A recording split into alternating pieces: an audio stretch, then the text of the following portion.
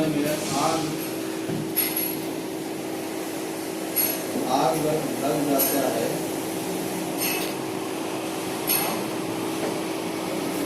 आग लग जाता है तो आग को क्या किससे बुझाया जाता है? आंसर में आएगा रेत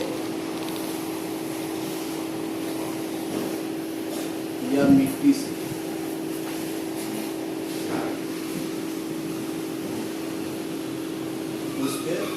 उसपे पानी से आग वो नहीं बुझाते, या रेत या मिट्टी से। उसपे पानी डालने से क्या होगा? हमारा जॉब खराब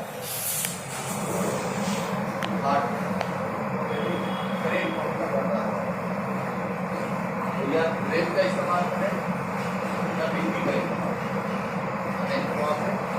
खाया पड़ता है।